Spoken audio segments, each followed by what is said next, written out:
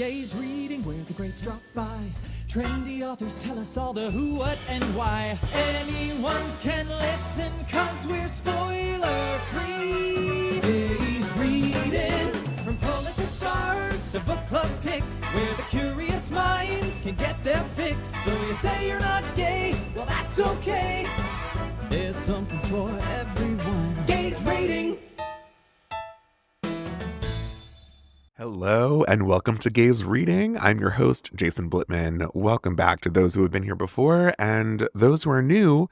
I'm very happy to have you. On today's episode, we have author Christopher Bollen talking to us about his new book, Havoc. And our guest gay reader today is the insanely awesome Simon Doonan, husband of previous guest gay reader Jonathan Adler. Both of their bios are in the show notes. I want to give a quick shout out to a few books that are coming out today, December 3rd. All of them are queer. I'm excited about every single one of them. And in alphabetical order by author's last name, we have I Might Be in Trouble by Daniel Ailman, who will be on Gaze Reading What's the Tea next week. Roland Rogers Isn't Dead Yet by Samantha Allen. Private Rights by Julia Armfield. Sister Snake by Amanda Lee Coe. The Shutouts by Gabrielle Korn, and The Rivals by Jane Peck. So many fantastic queer books coming out today. Make sure to check them out. Over on the Gaze Reading Instagram, there's some information about most of those books. If you are not following us, make sure to do so. We are at Gaze Reading over on Instagram. We do giveaways all the time. You do not want to miss out. Speaking of not missing out, this Thursday, we have a super special bonus episode of the show, so make sure to keep an eye out on that, and there will be more information also on the Instagram. And if you like and subscribe to Gaze Reading wherever you get your podcast, you will be the first to know when a new episode drops. We're also over on YouTube, so you could subscribe to our YouTube channel. The link to that is both in the show notes and also in the link tree on our Instagram. And if you are so inclined to leave a 5-star review wherever you are listening, particularly Apple Podcasts, that would be super, super helpful, again, to help people find Gaze Reading. Also, it's holiday time, and it is a perfect time to get folks books for the holidays, and no better way than with Aardvark Book Club. As a lot of you have probably heard, I'm partnering with Aardvark Book Club to provide an exclusive introductory discount. New members in the USA can join and enter the code Gaze Reading at checkout and get their first book for only $4, and that comes with free shipping. Aardvark Book Club is a fantastic monthly book subscription that ships to the US and Canada. And on the first of every month, they drop 5 to 6 new releases, and it's everything from literary fiction to fantasy to romance, books that you have heard of, books that you have never heard of, but you are going to be excited about because Aardvark picks fantastic books. They're a great follow on Instagram. So check out aardvarkbookclub.com. That's 2 A's, AARDVARK, bookclub.com. Use the code Gaze Reading at checkout, and you'll get a $4 book, and you could get that as a gift. It's a great gift idea. And with all of that said, welcome to Gaze Reading, Christopher Bollen. So we try to do a lot of purging. Yes. Because I've been trying to do that actually here too. I've been throwing one thing away every day. It's tough. like a paper towel. So it could be a or- paper towel, a rubber band. Right. An Or idea. those guys, you throw multiple of those away every day. I have a number of robes that I have never once worn in my life, so I can just keep throwing those out. How many rows? I, for some reason, have 5 robes, so I'm good for at least 5 days if I can't find like a t-shirt. I don't know how Do you wear them, I've like- never. I have never worn. I think there was a period where I wanted to wear robes, and so I thought that if I bought them, I would wear them. Makes sense. But it's like one of those things that they didn't catch. Like when I get out But of you the still have them. shower, yeah, but then I kept them because I was like, maybe in winter, maybe it's just the wrong season. So I have that to throw out. But Why don't you just keep one? I'm gonna keep one. Yeah, I'm gonna keep one, maybe 2. How long have you had them now? For years. I'm very- For years. But I have so many things for No. years. But some of things I'm so glad I've kept because I start wearing it. Anyway, boring story. But yes, I need to purge as well. I'm trying my best. Yeah, that's fair. I could talk about so many things, but I do want to talk to you about your book, and then we could come back to other life things. Yeah, whatever you want to talk Um, about. I'm totally down.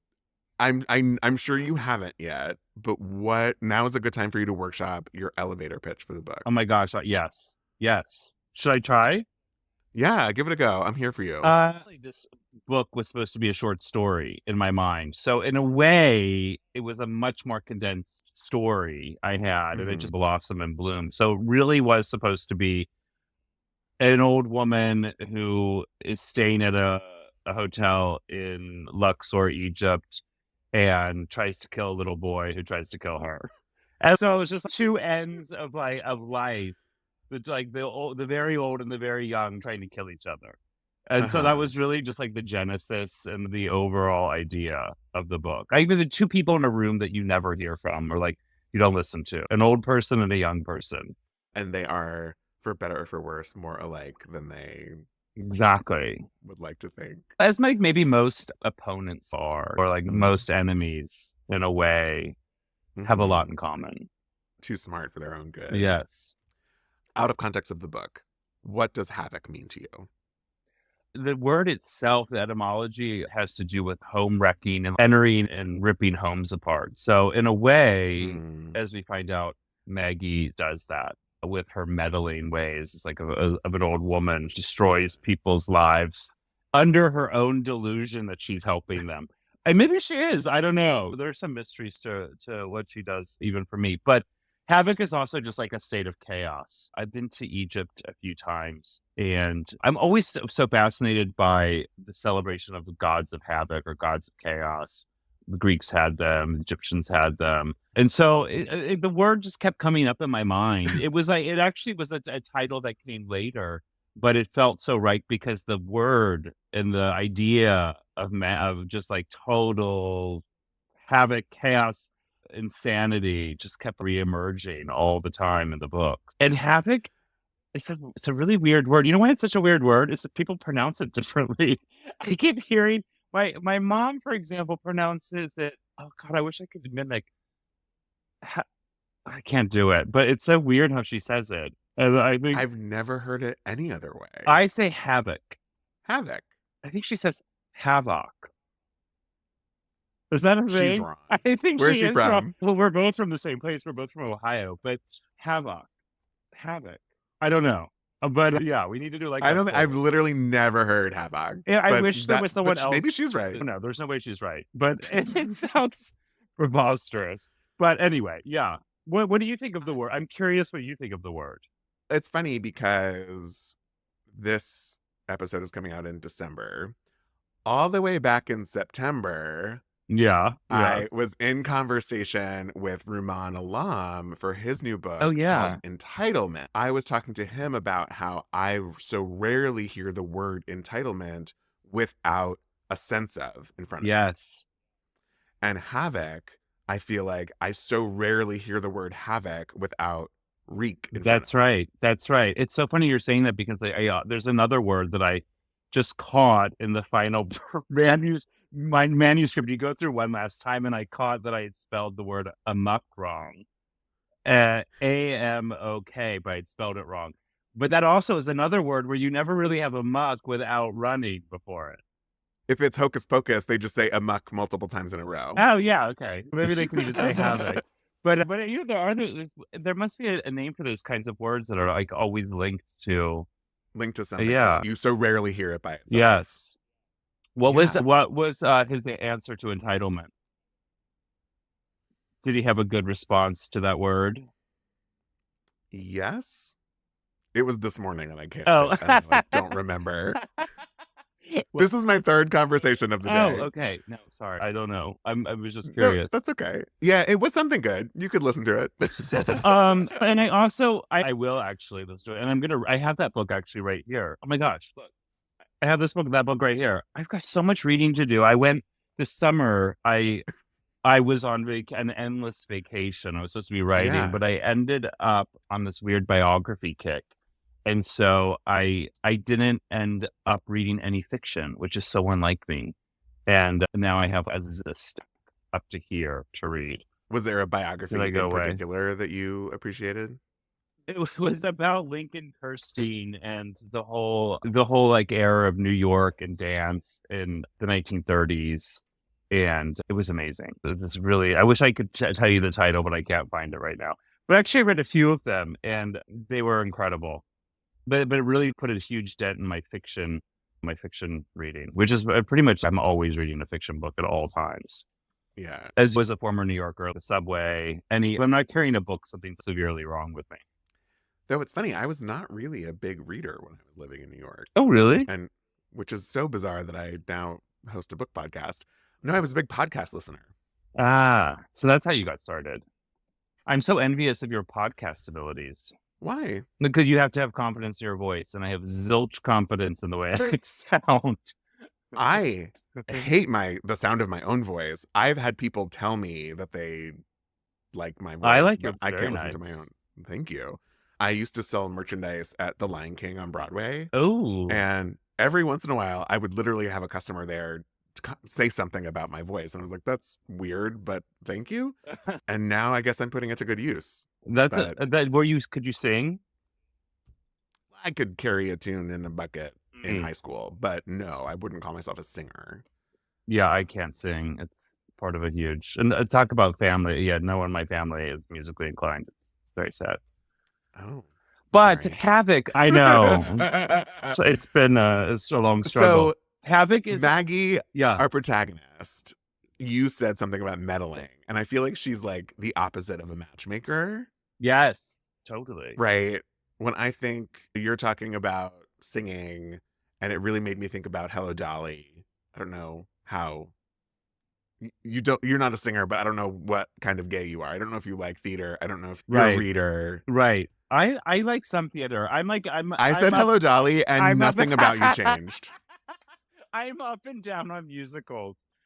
Tell me more. I am very finicky about musicals. There are some musicals I love, and like any proper gay man, I love Mary's Crisis down in the Village and going to hear a tune. My friend Franca is a pianist there. Oh, if you really? ever see her playing, tell her I say hello. Oh my God.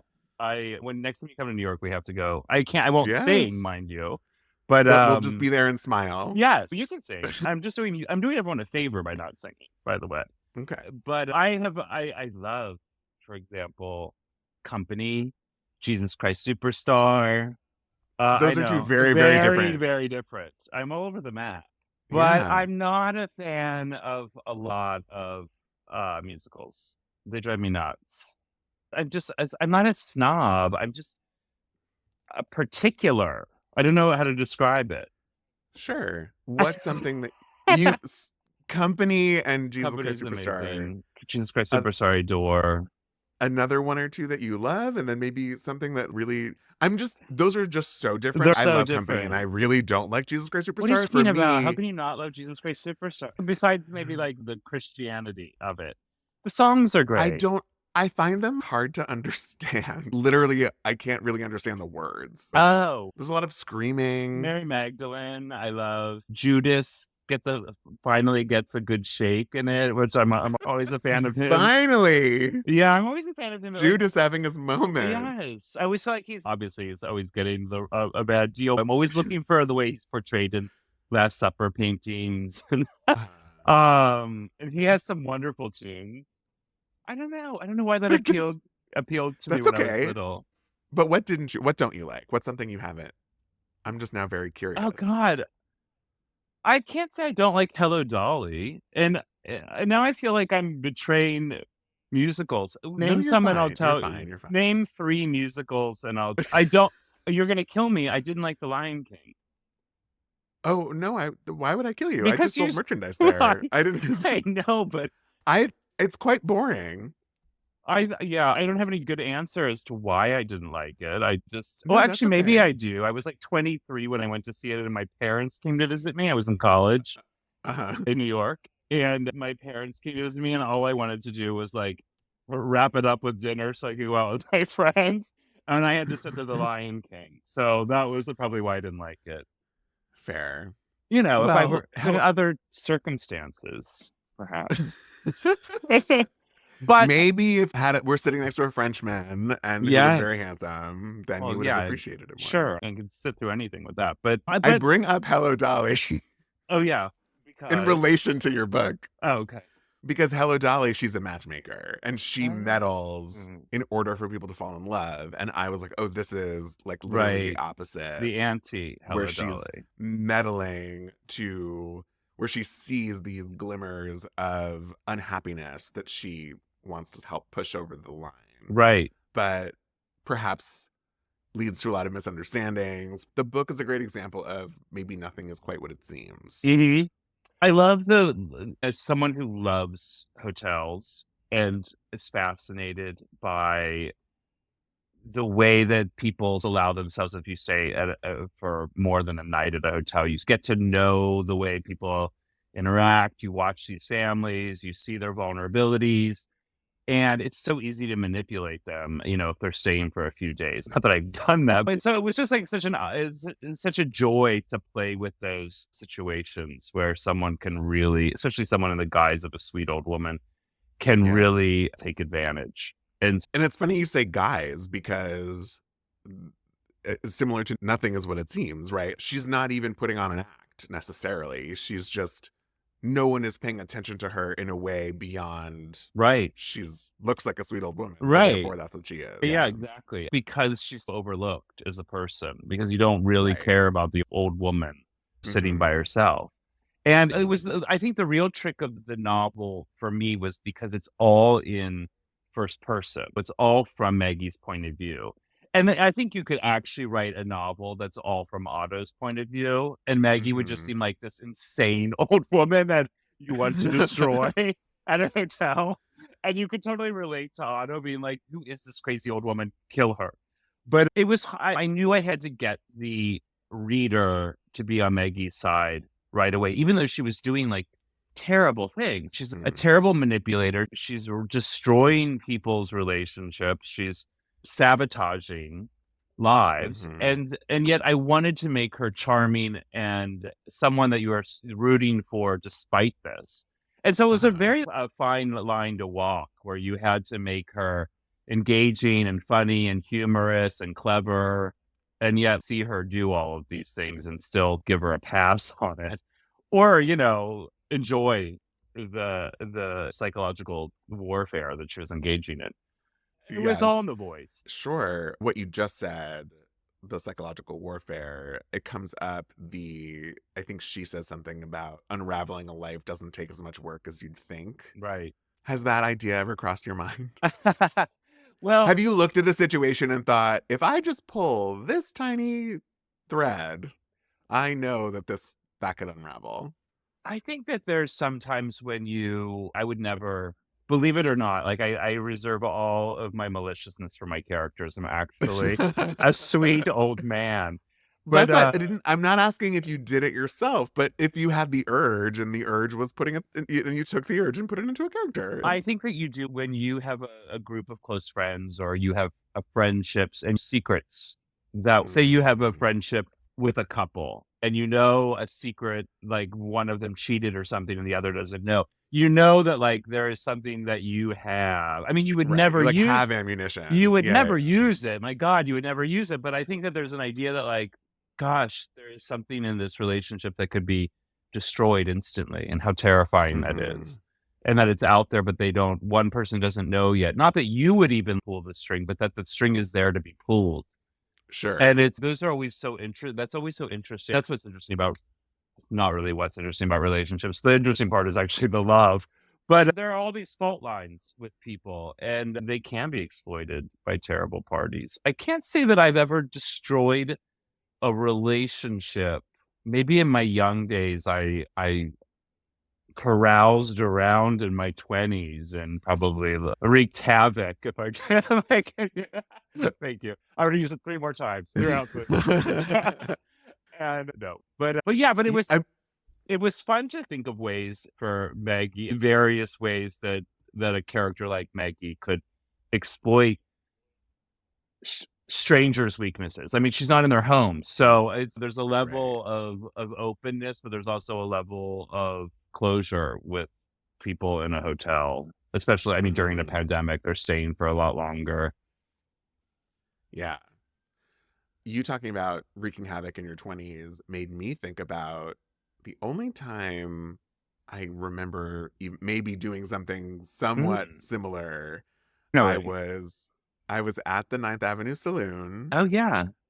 and I like met this group of people, and there was a guy there who was there with someone else, and the someone else was sort of an asshole, and he was not. The guy that I had met was clearly much nicer, deserved better. And I made it my own little mission that night for him to come home with me and not with the other guy. Ouch. And did it work? And it did. Wow. Well done. Yeah. Funny, I have not thought about that until it's been many years and it just popped up again. And now looking back on it, do you feel any guilt, or are you still a proponent of it? I still think, I'm trying to think if I ever did that. Probably.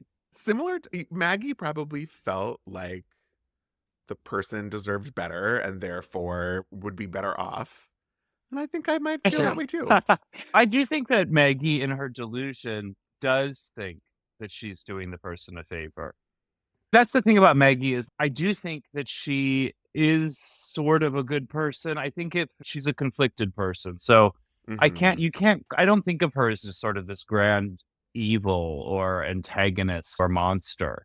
She does do monstrous things, but there is something kind-hearted about her, something good that's quite warped. And something that comes up a lot is the idea of intention, right? Yeah. And that's sort of where a fine line is, because her intentions might be good, but how you get there is bad, perhaps, and she'd feel guilty to do those things, but the outcome is still well intended. Yeah. Right. It's so funny that you talk about your love for hotels. My sister is the front office manager of a relatively famous hotel in Santa Monica, and has Which one?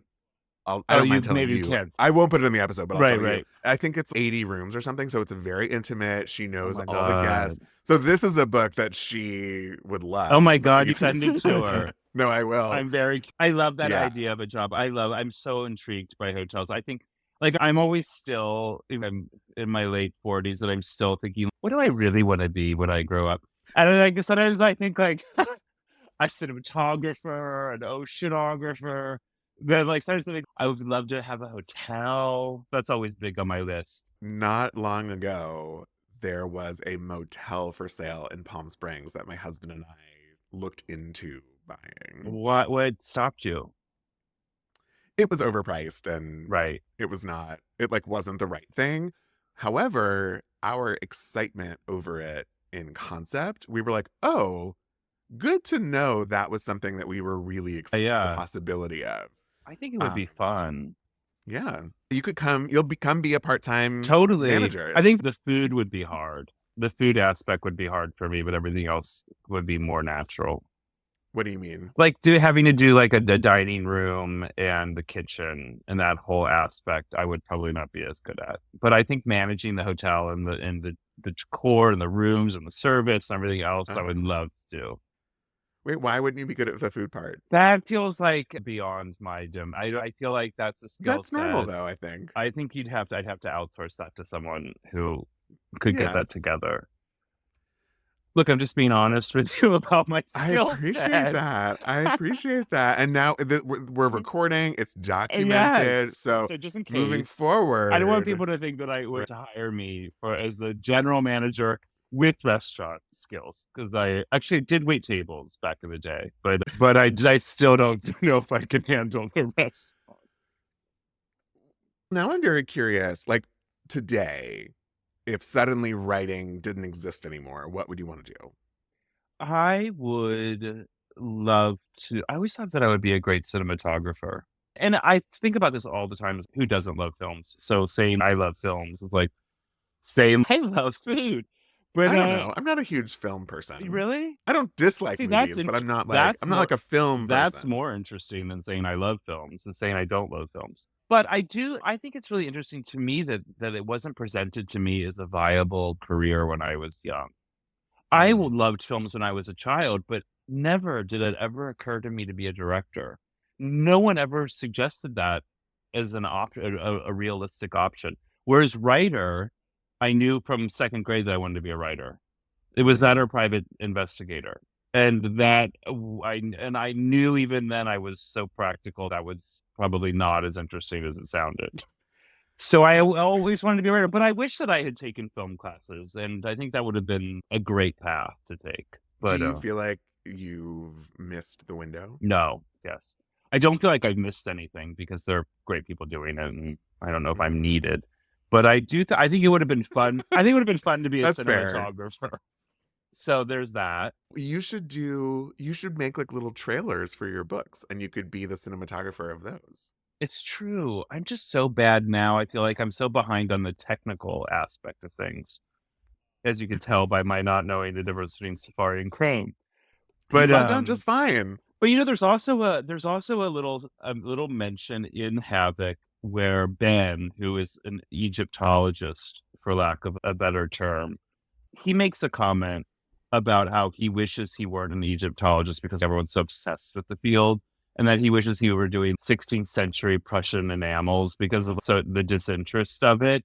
But I am endlessly jealous of people who are experts in this insanely esoteric, just bizarre little niche corner of the world. And I wish I could find that for myself. I wish I could find this just little bizarre nook that I was the specialist in. And maybe I would go pursue that if I didn't have writing. It would probably be something artistic like that, but some really bizarre, but very like bronzes specific of some age. I don't know. I think that would be fascinating. I've had really interesting conversations with all sorts of people who have pivoted in life. I'm always changed their version of the path. Yeah. Even someone like Angie Kim has become a friend, and she was on the podcast, and she didn't write her first book until she was like in her late 40s, early 50s, something like that. It was like a very different world for her. She was a lawyer. I always think about this as like, is novel writing a lifelong career?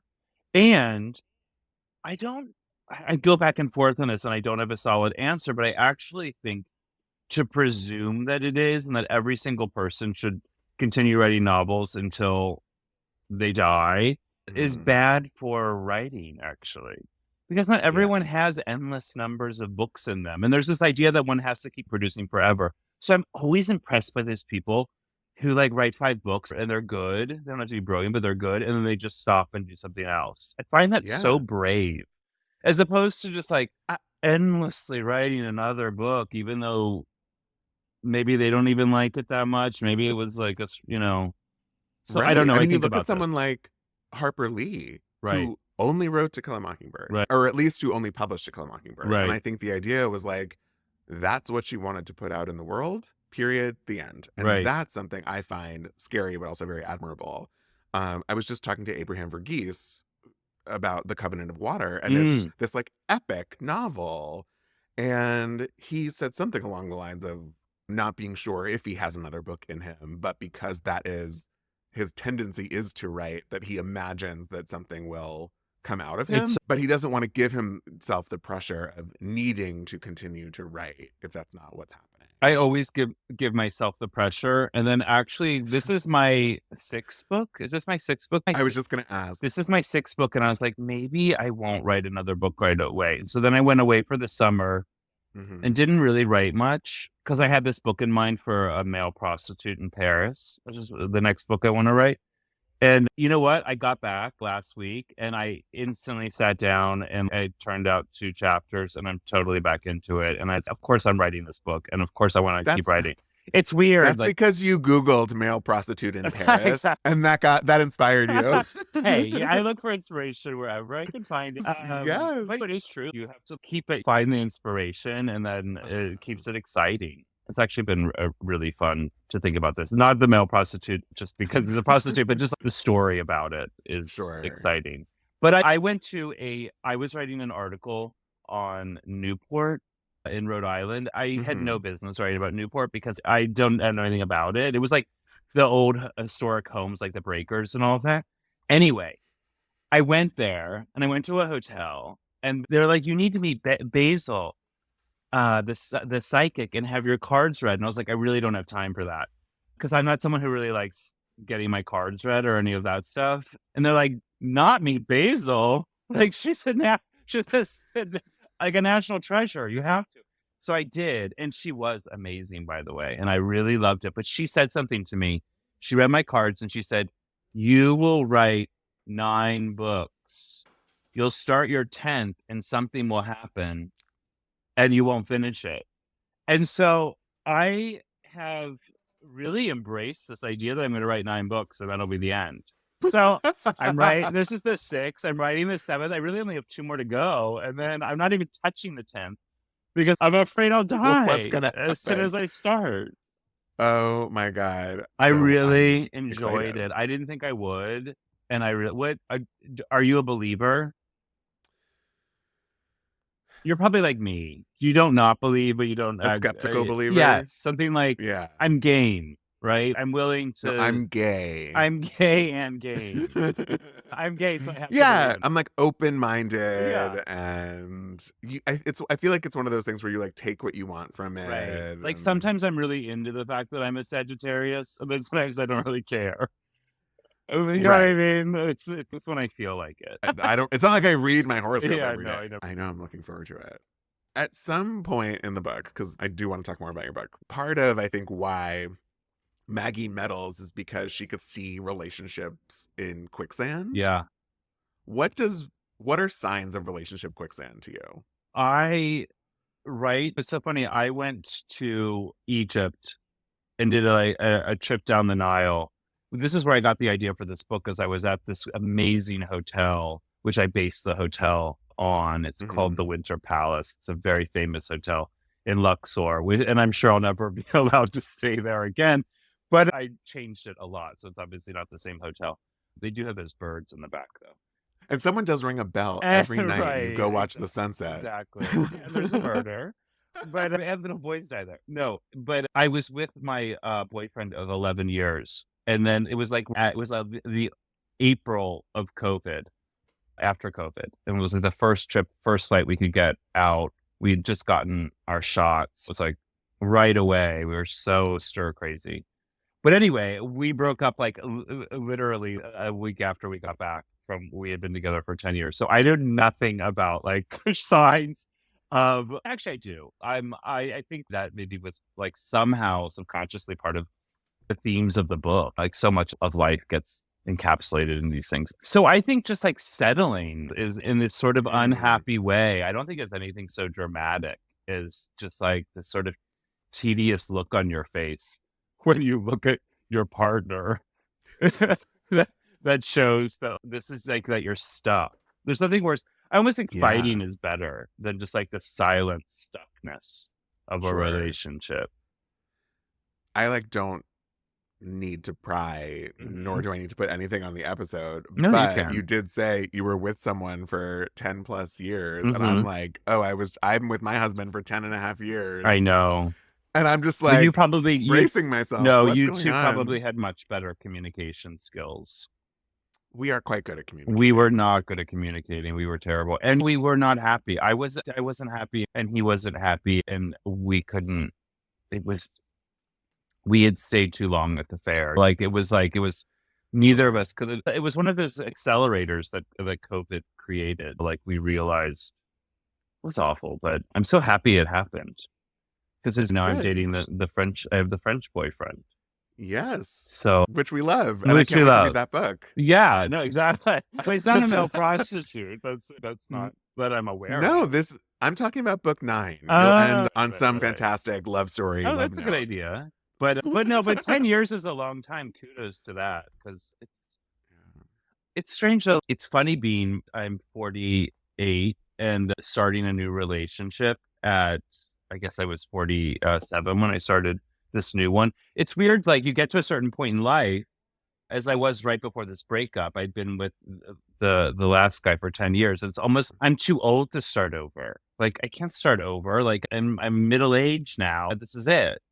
And so it's a blessing and a curse. So I think that's actually what Maggie's doing, is she's seeing people similarly to myself who are just like Yeah. going through the motions and being like, I can't, it's too late to change. And just forcing them out of that and pushing them in a different direction. And frankly, I don't think it's a good thing that she's doing, because people have to come to their own conclusions. But I will say it was such a gift in a way to be able to start over. I'm not encouraging you to break up with your husband, but I'm just saying, like, it is amazing. We don't need to, but I think if you're in a situation where you might, that's a different thing. Exactly. And it was just like, it's a gift in middle-aged rethink your life. It's pretty magical. I don't have children, so that's a totally different thing. And a lot of the people in the book, obviously, that Maggie's screwing with, do have children. Perfect segue to something else I wanted to talk about. There's a quote in the book that children aren't the world's inheritors, they are its thieves. The idea of skating by on hard work of the generations before them. And I never really thought about it that way. And not only is it people who are able to benefit from previous generations, but also it is younger people who are in turn replacing the generation before them. Right. So thieves in multiple. Right. I was just thinking of all of the built up hostilities and animosities that the old must have toward the young, and that the young don't even think about, and they just take for granted. And we can all claim that we know the young because we were all young. So we have that. I am not yet 80, 81 like Maggie is, but I can feel already at 48 a certain bitterness towards youth. Maybe it's because I live across from a college, but I like just the sort of non-appreciation for what the people who have paved the path for you. But also, you're right. If there's a war between youth and age, youth will always win, because youth does win, because age, by the laws of nature, has no chance. I liked this idea of Maggie's impossible odds of beating Otto in a way, because he is 8. But just like having that, instead of that loving embrace of youth and its folly from an old person, just turning that against them is just like this hatred of what they just blindly take for granted, and feeling it's like, it must feel like she's obviously the bell ringer in the book, and at one point he steals her job from under her. But it must be what everyone who's forced into retirement feels like when someone younger comes along and takes over their office and job and leaves them like with a box to take to their car. That was fun to play with, like all of that. Emotionally preparing yourself for the future. It is. It's true. It's like, I worked for a lot of magazines before I became a novelist, and I still do. There was a time I worked at Interview and as an editor, and there was a time when I was like the youngest person at Interview. And then there was a time, I swear to God, it was only like 5 years later, where I was literally the oldest person at Interview. And culture changes so quickly. And like at one point you're rolling your eyes because no one in the room knows these people you're talking about. And then 5 years later, they're rolling their eyes because you don't know what the hell they're talking about. And it's just like, it's amazing to experience that. And I think also I was so attracted to the idea of age because I had been writing in my previous books about these like youngish, good looking, attractive, gay, sexually exciting characters. And I felt like maybe I hadn't dealt with this whole vast world of people. And so I really it was exciting to just go about a character that I hadn't really explored and see the world from her point of view. And I loved it. It was amazing how easily I slipped into Maggie's shoes. The voice just came right away, screaming out of me. I don't know what that says about me. But it's funny that you say see the world from her point of view, because earlier you talked about writing in first person and how if the book was written from Otto's perspective, obviously it would be a very different book, and how she would come across to the reader, rather than the other way around. I think as an exercise in thinking about it, it's just a nice reminder as a human that we only have our perspective. Yes. I think that there were certain choices I could have made in the book because And I had a lot of conversations with my agent about it, who's Bill, who's such a great reader too. We talk a lot about it. And I wanted Otto to be believable because I didn't want him to be, he's an evil little brat of a child, according to Maggie, from her point Right. of view. But I didn't want to ever tip him so far over into Omen territory. You know what I mean? Where it's, oh, he Sure. is the devil. And I wanted her to feel like he was the devil, but I also wanted the reader to be like, have moments where is she just completely crazy? And he's like a jerk, but is he that bad? But it is about point of view. And so I really do think like there is a valid case for Otto to make that he's ridding the world of this, or trying to rid the world of this monstrous old woman. Yeah. He's doing terrible things to people who are visiting hotels. Right. You know? And as I said to your publicist, I would read a chapter and then put the book down because I was stressed out. But then I'd have to immediately pick it back up because I needed to know what was happening next. But I was like, I'm too stressed out. I'm putting it down. And then I'd pick it right back up again.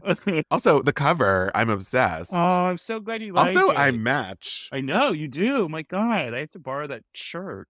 Look at me. I know, it's amazing. I'm obsessed. The cover is so. Oh, thank you so great. much. I love the idea of the staircase because it's her mind. It's like the her mind, hypnotic. it's the hotel, yes. it's all of it. Exactly. Yeah. And I don't know if you could see on my little tabs. Oh, thank you so much for reading it. Reading it. I couldn't put it down. Maggie, every day, part of her routine is getting cookies from the chef in the kitchen. Right. And at some point, someone, as a metaphor for life, yells, "Eat the cookies," because life is too short. Right. And I think I need to get a tattoo that just says, "Eat the cookies." Yes, I feel like that was like one of the fun things about, or not fun things. That was like one of the like realizations about COVID. I'm from the Midwest originally, and we're such like savers of things. And I think about this. I once went to Italy, and I went to Favignana, which is in Sicily, and they have the best tuna fish. I love tuna fish. And I literally bought like €100 can of tuna. And then, which I took home, but it was like never the right time to eat it because I was like, I can't eat this for lunch. And then like a year went by, 2 years went by, and then finally I had a special occasion. And then finally, of course, I was looking for it in the cabinet, and that boyfriend who's now an ex, I was like, "Where's my tuna from Favignana?" Oh, I threw it away. It expired, and I was just like, "This is a lesson that like you need to eat the fucking tuna as soon as you buy it." There were a lot of cases just like this that explain. I want my tuna. No, I really do think like you should eat the tuna as soon as you buy it. Eat the tuna. You should eat the cookies. So it's against my nature as an Ohioan, but it's a good lesson. There's a restaurant in Brooklyn, Aggie's Counter, AGI ''S Counter. Yeah. It's this young gay chef opened this restaurant, and I texted friends of mine who live in Brooklyn and said, "Do you know who this guy is?" And they said, "Oh my God, yes, we love his restaurant. He has the best tuna fish sandwich." Are you kidding me?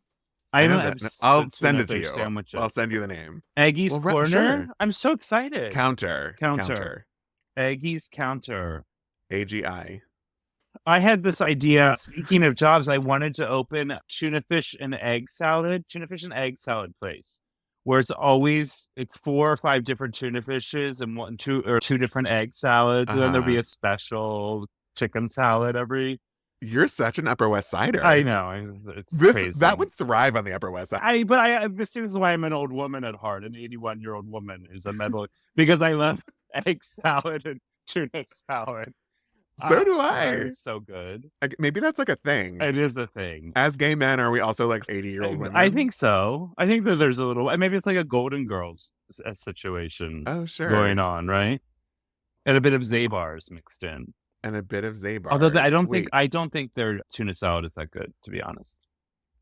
I'm disappointed. I don't know that I've ever had it. There's a place has a tuna fish that isn't made with mayonnaise, and it's like a little bit of oil and it's some vegetables. Yeah. And it's like their healthy tuna, but it's so good. Well, you have to tell me.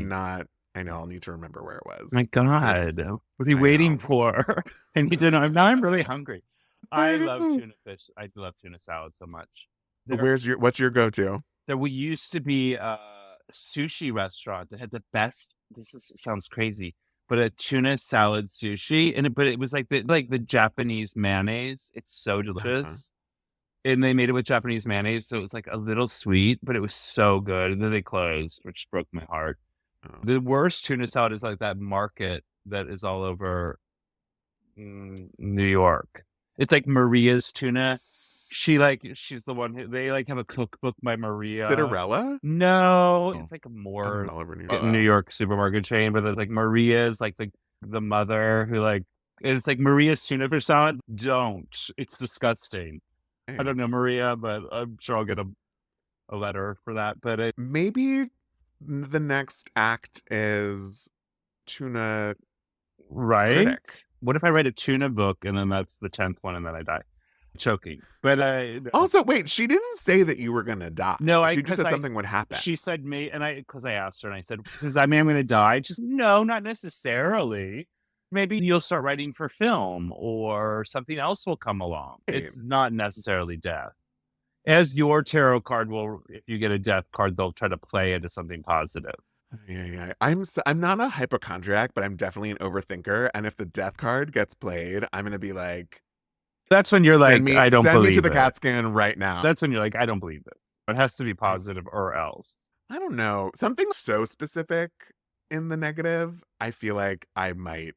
We'll find out. I'll keep you posted. Yeah, tell me. Let me know. I think that you have good vibes. I think you have a long, healthy, positive future. You don't know anything about me. No, I don't. I have gout. I have tendonitis in my knee. Oh no. I get kidney stones. I'm like a mess. Hopefully that's just the worst of it. What if she says that? What if she What if she guesses all of that? This would not surprise me. My friend has an opening downtown. Remember those? You're so glamorous. No. Although are you gonna bring your little Americano? No, I drank it all. I'm here for the opening. I can chug like 7 of these. I have no end of the coffee I can drink. I would be awake all night long. Coffee has no. I could drink a pot of coffee and fall asleep. Something's wrong with me. I'm jealous. I love the taste of it in the morning. Me too. So I wish I could drink it at night, but I can't. Chris, this is so great. Thank you for joining so me. Much. It's been so fun to talk to you. I can't wait for everyone to read Havoc and then wreak havoc. Yes. And then run amok. We need to do some research on this. There's an article here. Yeah, there is. There's going to be another one. We have 3. And sensitive entitlement. Let's think of it more sometime. Yeah. Run amok. Wreak havoc. Yeah. How you doing today? I am super groovy. I'm just putting on my preferred glasses. These are vintage. They're from this place in the East Village called Fabulous Fannies. I'm obsessed with Fabulous Fannies. Don't you love it? Yes. My husband gets all of his glasses there. These, I bought these years ago, and I keep thinking they're going to break at some point, but they just don't. How many pairs does your husband have? From Fannies? Maybe 5 or so. They're all great. Yeah, it's so fun to go in there. It's orgasmic. I find it a little bit overwhelming, but that's just me. Yeah, I went in, I saw these, and I like a 70s vibe. Yeah. And I like the straight across top, but I've got a big head, so I can handle like a bigger. Johnny has a tiny head. It's like a peanut. So he has to wear preppy, acceptable glasses and blah, blah, blah. But you're matched metaphorically head-sized, I assume. Yeah, I guess so. Me for having, he calls me the boulder and I call him the peanut sometimes because his head is literally like a coconut. Something Jonathan and I were bonding over. It pisses me off because my husband, Franklin, can do anything and is like basically a savant at it overnight. And I'm just like, screw you. You can't have everything. It's not fair. And Jonathan was saying you are very similar in that way, where you can just like pick something up and you're great at it.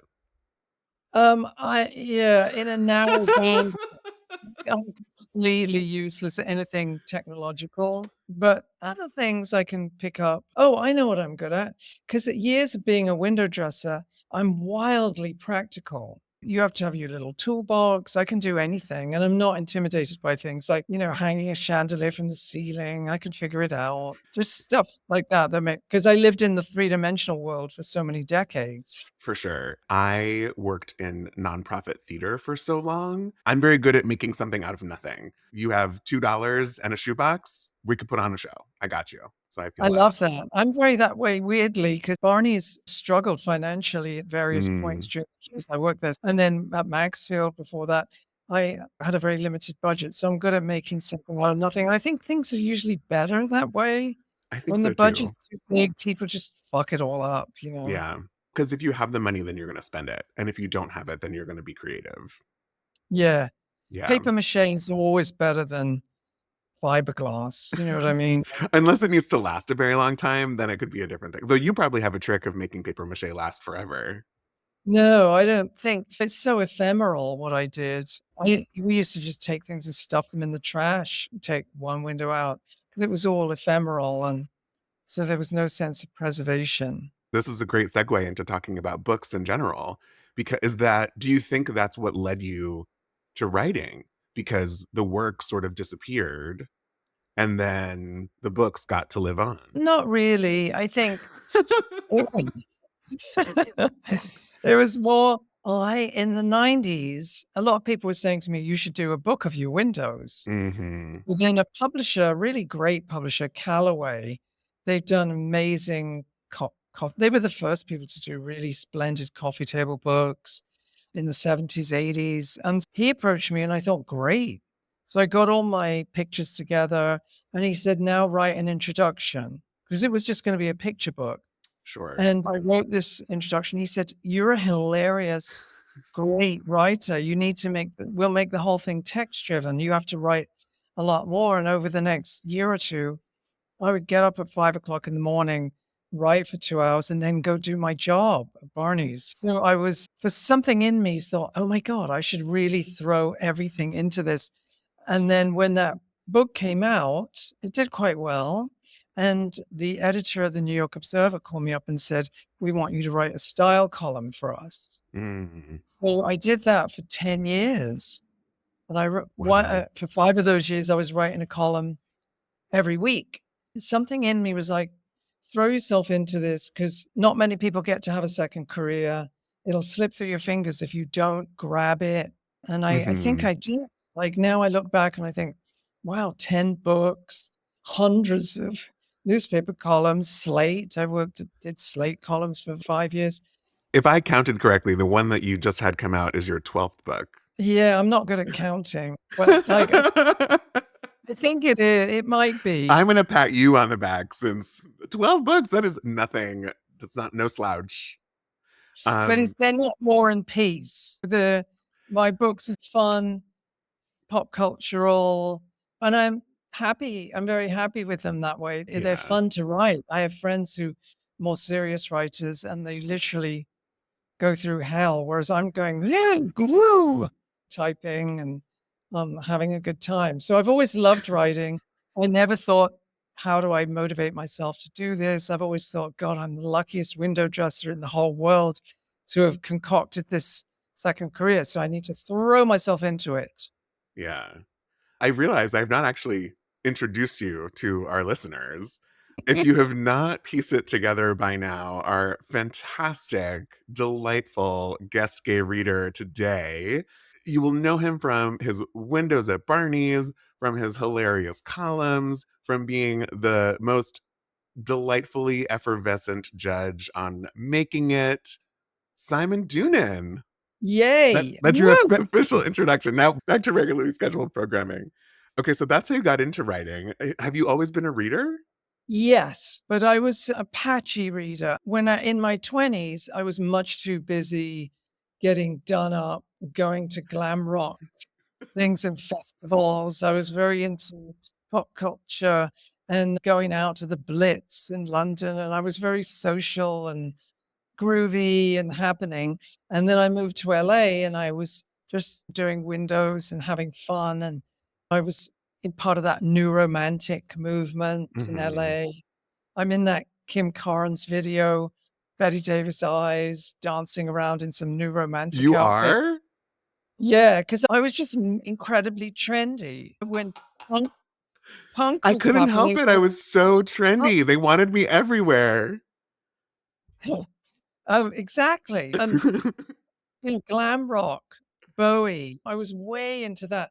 Anything Yeah. like that, I was just magnetized towards it. And a lot of those things, those street style, street cult, were working class things. You didn't have to be fancy or rich to participate. If in fact it was the other way around. Think about Boy George and Marilyn and all those people, Philip Salon, the great gays of the new romantic movement.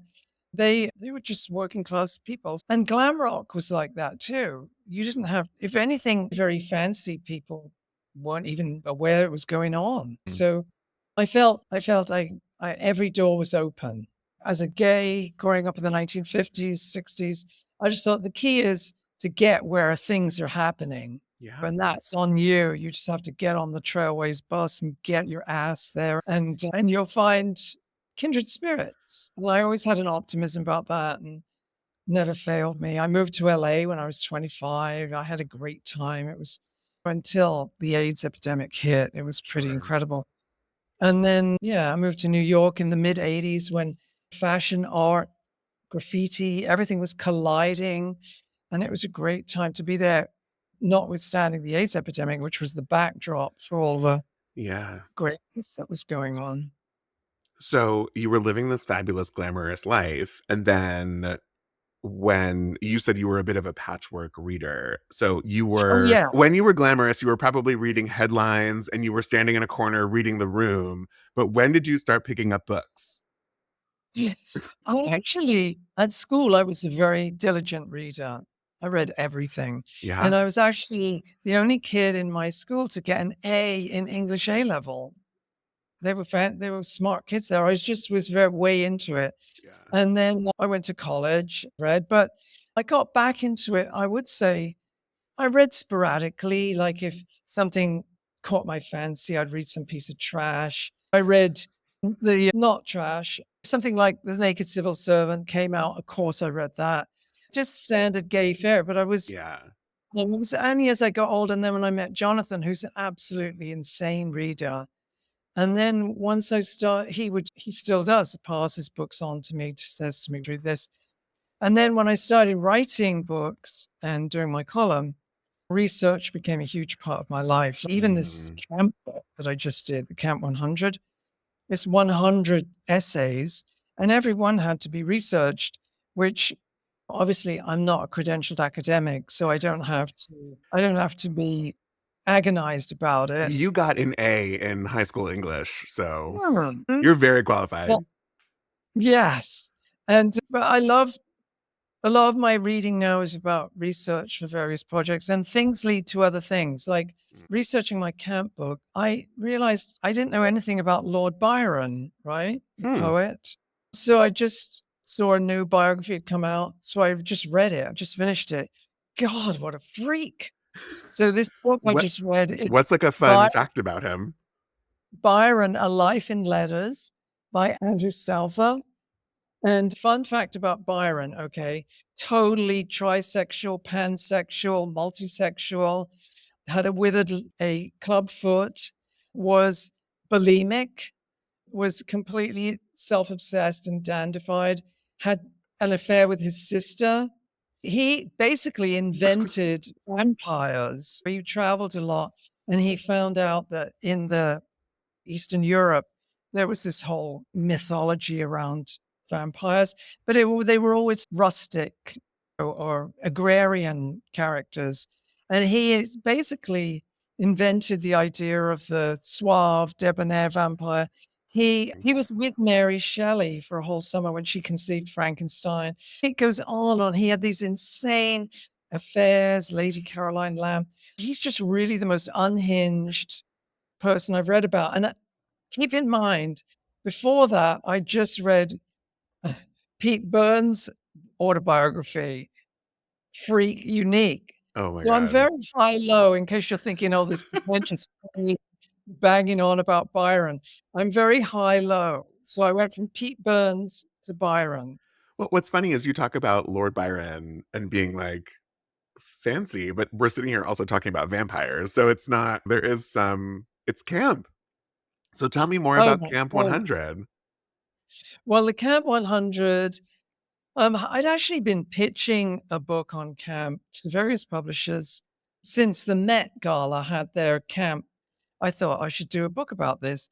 And eventually, this publisher, White Lion, they picked it up and they actually said it shouldn't be an A to Z. I wanted to do an A to Z. Mm. They said it should be, they came up with the idea of the Camp 100, which in retrospect, I think was a good choice.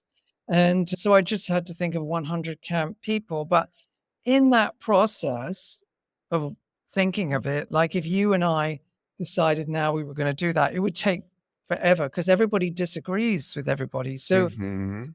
I think, why does people disagree about what's camp and what's not? And I think it's because it's such a slippery, wacky topic Mhm. that, and some people are looking at it and what they really mean is camp, capital C, camp, and others are thinking campy. So for Mm. Westerns, John Wayne Westerns, they are camp, capital C. Yeah. They never intended them to be, have the fun made of them. They weren't doing it for laughs. It was deadly serious. And Susan Sontag said, camp dethrones the serious. So you look at John Wayne Westerns and you think, oh, these are really camp because you're dethroning the serious, like these people taking themselves Yeah. very seriously. And then Blazing Saddles is campy because it's Hmm. very knowing, it's completely intentional, whereas camp with a capital C is unintentional. Is the most succinct way I've ever heard someone describe camp. I think so many people have a hard time articulating what it means to them, and it's so much more about a feeling or a vibe or an experience. But I think that makes total sense, and I think I will look at it very differently forever now. Like the Queen of England, camp, capital C, Right. she wasn't waking up every morning and thinking, boy, am I a camp icon or what? She was just like, where's my crown? Where's my bottles? I'm like, scepter, orb, da, Could you da, da, da, imagine da. waking up in the morning and saying, "Where's my crown?" But if you did it, that would be campy. And I did. I dressed up as the Queen a lot when I lived in LA. In fact, I used to get paid to do it and show up at opening nightclubs and things and get Oh, at that is least a so funny. bag full of my white purse was full of drink tickets. But the purse is small, so it wasn't that many drink tickets. So that was campy. Yeah. And Fantastic. then there's the way the Brits use camp is basically, oh, he's a bit camp. But people used to say, oh, David Bowie, he's camp, blah, blah, blah, Mm. blah. They just meant he's effeminate, androgynous. So there's almost three meanings. I think I'm not dogmatic about it. I just think some people just think of it very simply. They just think, oh, is that gay? Is that Nelly? That's camp. Mm. Fine. I'm not going to argue with them. But if you're going to write a book about it, you have to sort of nail it down a bit. And so Sure, that so was define it for yourself. where I ended up. But it's funny because Susan Sontag, she actually thought she was rigorous. Everything had to be camp. Campy was something she saw as being an inferior, corrosive, contemptible thing, whereas I don't Mm. see it that way at all. I think campy is great. It's communicative. It's all the most brilliant entertainers are campy. Cher, Bette Midler, it's all intentional. They know exactly what they're doing. They're very smart. RuPaul, drag, they all know exactly what they're doing. So I would say Right. they are campy. Martha Stewart, in her later career, has learned to treat herself like a camp icon Right. fully. Initially, she wasn't that way. We launched her wedding book in the 80s at Barneys, Mm. and she was a very serious, straightforward person. But over the years, she was very serious when she needed to be. And now she's more playful with her image, which is great. That's very fascinating for people to become self-aware enough to go from camp to campy. I think that's almost where they reach sort of icon status. Yeah, at least in your eyes, my eyes, Right, definitely. that's true. Other people could see it as the beginning of the end of their career, but This you is and Gaze I, Readings. exactly. I'm keeping you for so long, so thank you for your time. But Oh, I love chatting. oh, thank you. There was something that you and Jonathan said on someone else's podcast. Her name, some people might have heard of her, was Katie Couric. You talked about finding the white space and filling it in terms of the niche Yeah. careers and such that the two of you are a part of. And I found that to be very impactful. And I'm curious if that's something that you still believe. And B, the two of you also the white spaces were quite niche. How did you know Um, that those white spaces were there for you? I think instinctively, when I moved to London, I had a lot of friends who were like wanting to become pop stars and wanting to become artists. Everyone was going for something or other. And I just started doing windows and I thought, what really, I can do this. It's not that hard. It's like a glorified version of tidying up. I thought this is achievable for me. And then I started to get in a groove with it. And I thought, yeah, I could be the one to do quirky, Mm, unconventional. So it spoke to me. And meanwhile, I'm sure the world's full of people that thought it was a very déclassé, cheesy profession. I remember a friend of mine was in group therapy and he wasn't in display, but his new boyfriend was. So he told the group, I'm dating this guy and he's really great. And everyone was like, oh my God, how fabulous. What does he do for a living? And he said, oh, he's a window dresser. And they all went, eh. Like that was on a par with being a fluffer in a strip club or something. uh-huh. Like it was déclassé. And so I always thought that was hilarious. And my favorite people in the whole world are the people I learned in the world of, got to know over the years, many years in the world of window dressing. They were all great in London, in LA, and in New York. The window dressing community, the people who work in the studio, they may not be full-time employees, all display people are just great. They're funny, they're unconventional, they don't take themselves too seriously. And many girls, it's 50-50 girls, boys. So it's not just all men with wrist pin cushions and That's glue. disappointing. So yeah, that was my white space, I think. Yeah. And Johnny and I I've talked about this to our friend Liz Lang, who made her name as a maternity designer. Mm, And a lot of wannabe fashion designers, they would think, I want to be Karl Lagerfeld. I don't want to be a maternity wear designer. So Liz saw there was a huge opportunity there because there wasn't the groovy maternity wear that all her and all her friends were craving. So hmm. she made it, had a very successful company. So that's the kind of thing. And obviously Johnny becoming a pottery mogul is hilarious and great and a visionary. I always think of Donna Karan because Yeah. he saw in the 80s that women didn't have the clothes that made them feel glamorous to go to work. Workwear for women was incredibly castrated and not glamorous at all. And she fixed that. And I think she has a whole legions of loyal people because she saw a white space there. I want to give women a way to be glamorous in the workplace and feminine and still powerful. And she figured it out. It caused a revolution. Yeah. I think there's some interesting things happening in publishing. Yes, young people are looking at their phones and then engaged with social media and TikTok or gaming. They're not reading. Mm. Okay. So how come someone like Richard Osman has become hugely successful? Because he knows that old people read, more people. So I think like you could almost do a spin-off podcast like Old Queens Are Reading and go for it because that's what he just targeted the alta carcas Mm. and it was like a dream. I read all his books. They're extremely funny. I know I Yeah. get all the jokes. There's an eclectic audience. Same with clothes. Yeah. Like, anyways, I think you're onto something and you're nimble. Oh, I appreciate you.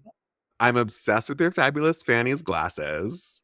Thank you so much for joining me today. This has been a pleasure. I had a lovely time. You're so fun to chat with. And I wish you all the best with your ventures. Thank I'm you. plural there.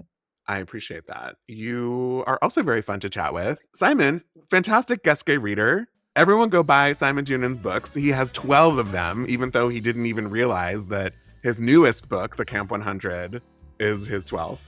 And wonderful. Have a great rest of your day. Christopher, Simon Doonan, thank you both so much for being here. Everyone, make sure to check out Havoc, out now wherever you get your books. And I'll see you on Thursday for a very special episode of Gays Reading. Bye.